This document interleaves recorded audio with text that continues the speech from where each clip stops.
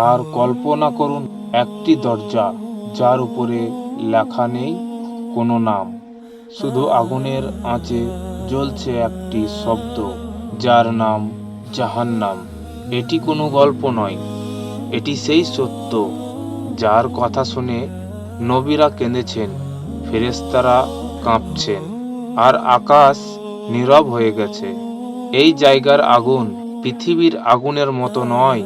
এই আগুন 70 গুণ বেশি উত্তপ্ত। এই আগুন শুধু শরীর পোড়ায় না, এই আগুন আত্মাকে পুড়িয়ে দেয়। যখন একজন মানুষকে সেখানে নিক্ষেপ করা হবে, তার চামড়া গলে যাবে, চোখ গলে যাবে, কিন্তু মৃত্যু আসবে না। আল্লাহ বলেন, চামড়া পুড়ে শেষ হয়ে গেলে নতুন চামড়া দেওয়া হবে, যেন সে আবার শাস্তি অনুভব করে। সেখানে মানুষ চিৎকার করবে, হে মালিক, আমাদের শেষ করে দাও। কিন্তু জাহান্নামের পাহারাদার ফেরেশতারা বলবে, তোমরা এখানেই থাকবে চিরকাল।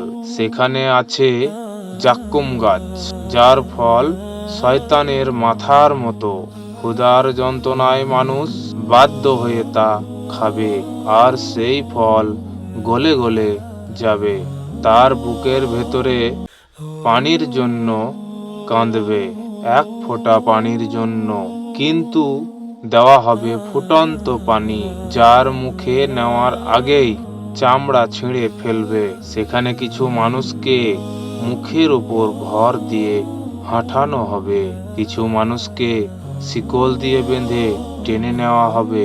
যারা দুনিয়াতে অহংকার করেছে, তারা সেখানে পিঁপড়ার মতো ছোট হয়ে যাবে। যারা নামাজকে তুচ্ছ করেছে, তাদের পিঠ ভেঙে যাবে। যারা মানুষের হক নষ্ট করেছে, তাদের জিহ্বা আগুনের কাটারি দিয়ে কাটা হবে। সবচেয়ে ভয়াবহ শাস্তি জানেন কি? সেখানে মানুষ আল্লাহকে ডাকবে, কিন্তু কোনো উত্তর আসবে না, কারণ সেদিন দয়া করার সময় শেষ। সেদিন শুধু আফসোস থাকবে, চিৎকার থাকবে, আর থাকবে অন্তরে আগুন।